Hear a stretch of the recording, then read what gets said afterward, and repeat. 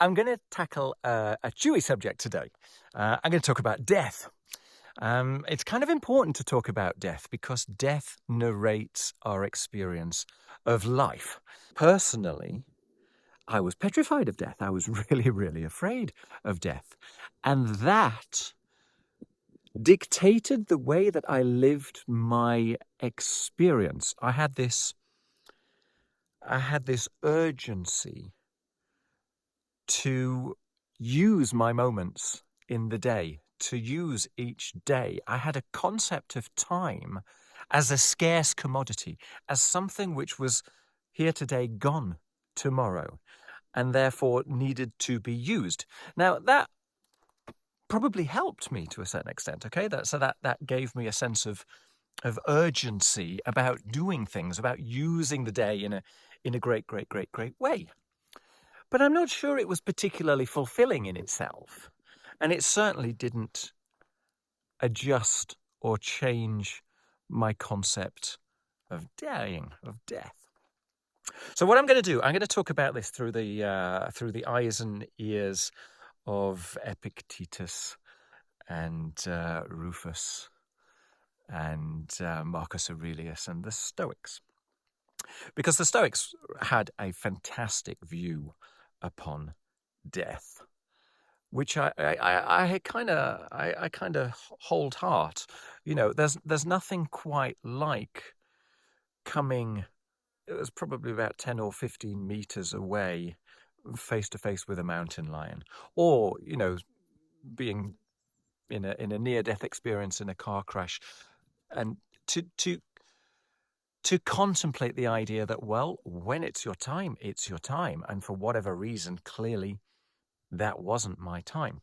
Because the Stoical perspective, the broad Stoical perspective anyway, on death, is that it's inevitable. It's something that you have no control over. The aging process occurs. And so if it's something that you have no control over, why would you waste your energy worrying about it? Okay, that's one part of their story.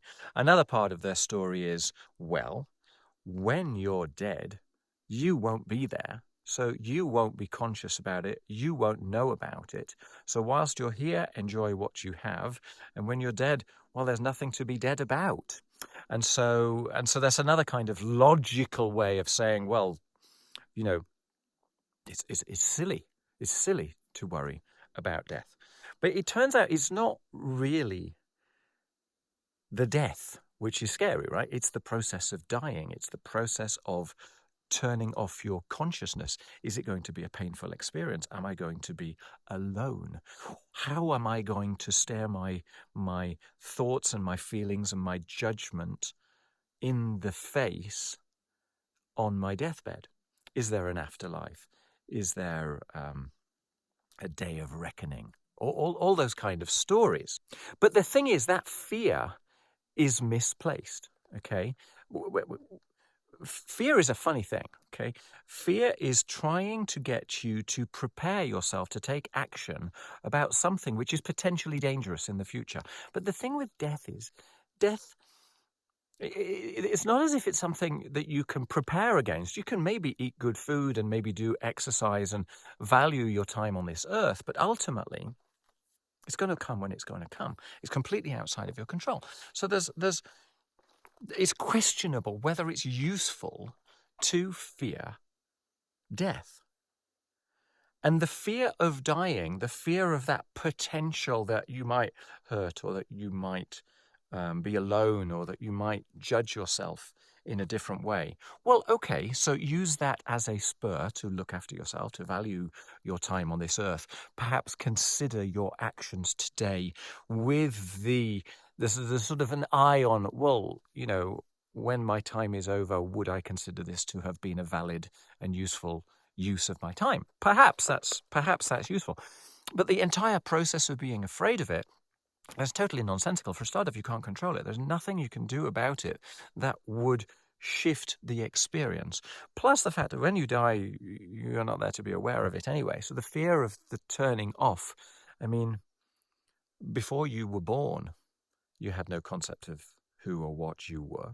So presumably, when you die, have no concept of who or what you are. Even if you have a concept of the soul, is that a sentient conscious soul, which is part of, our science tells us when the brainstem is dead, that's it, our consciousness is gone, our aliveness is gone, let's say. So, there are other ways to look at this. You find people, they tend to be quite egotistical. You find people who think that there are ways to defy dying, that with the correct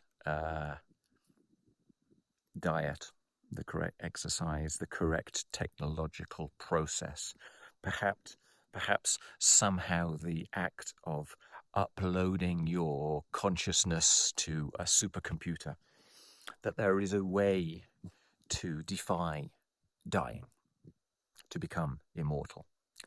And I think it's very, very useful to go back to the Stoics on this one as well. So the Stoics have this concept of being in harmony with nature.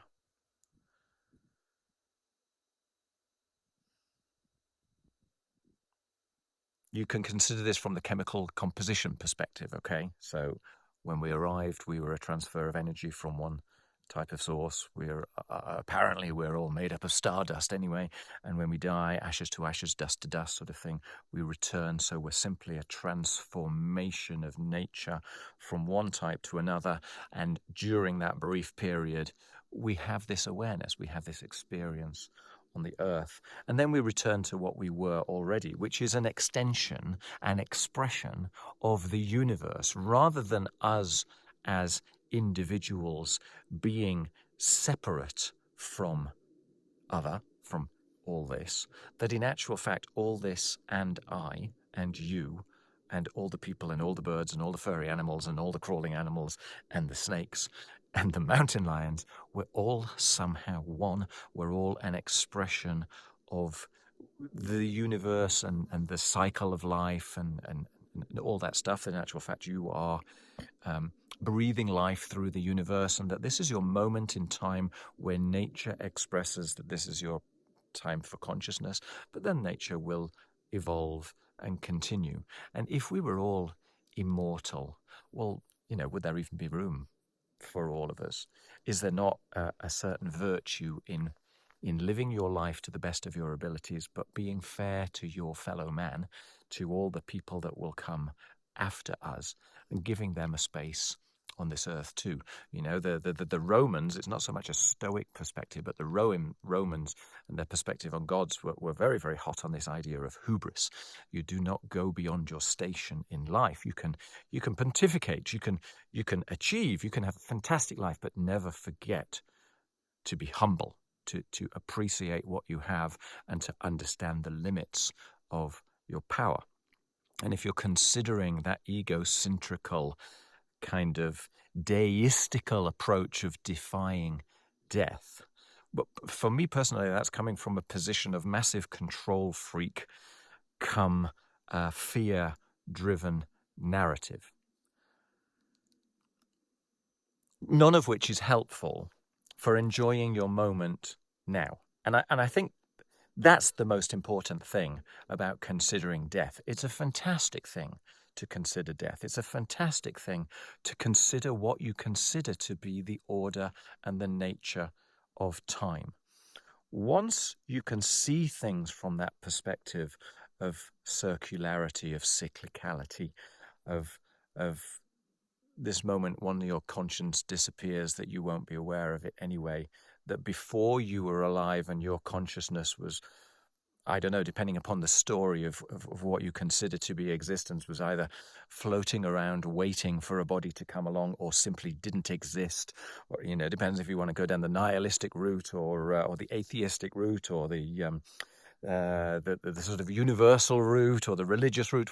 Whichever route you take, there is no awareness of what was going on before you were born, and presumably there'll be no awareness of what will happen once your conscious computer turns off.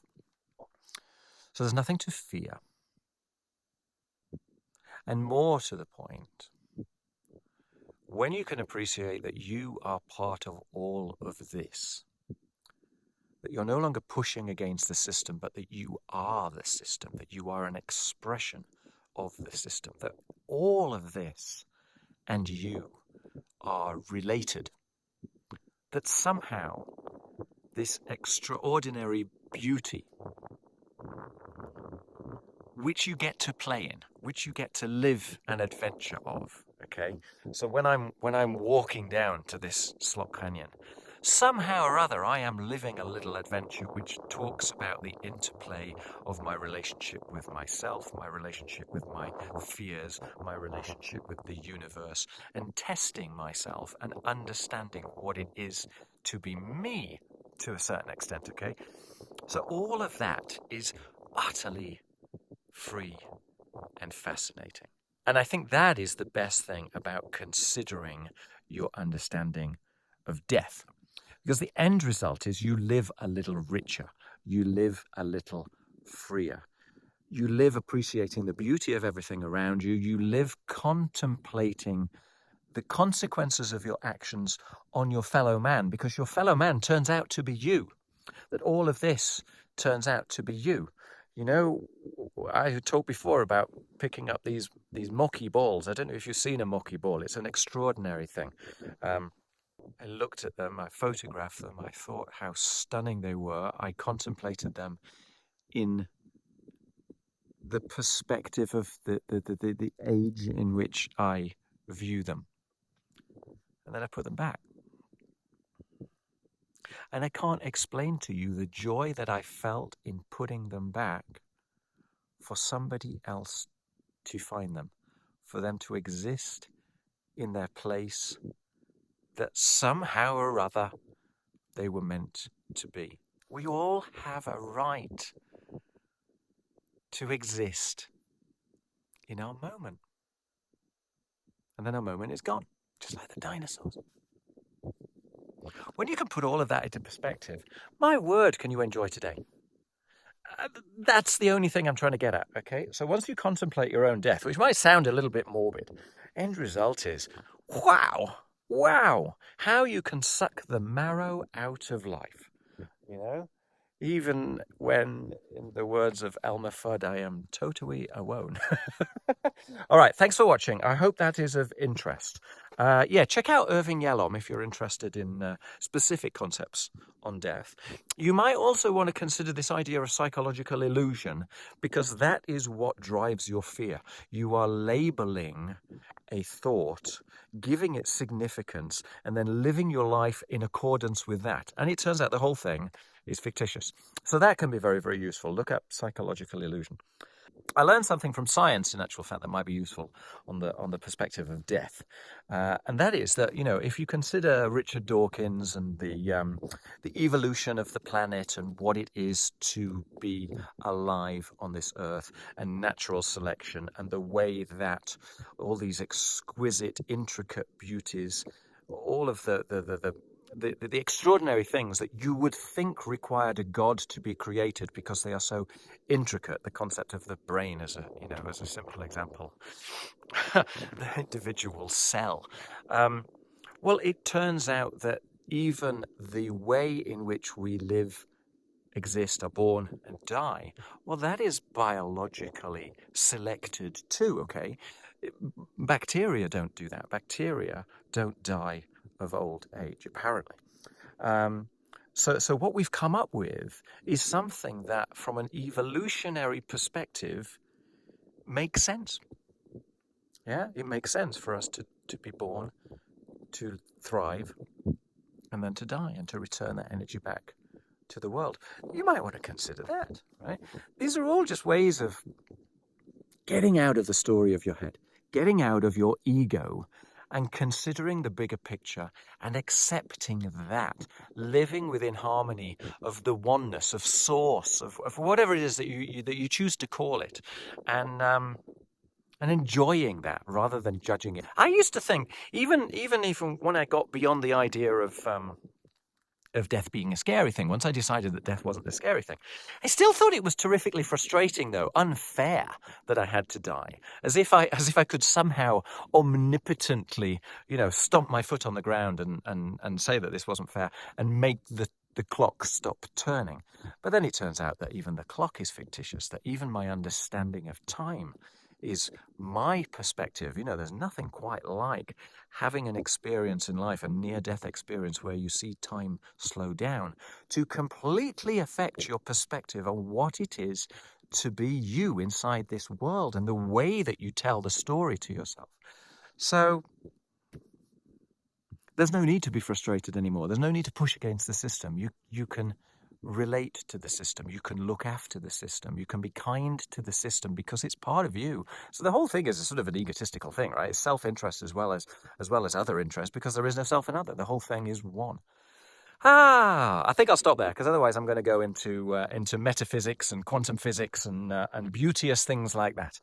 All right. Take care and enjoy. And until next time, subscribe. Look at my other videos. Look at some of the ones I've done in the past. I've done loads now. All right. Cheers. Bye.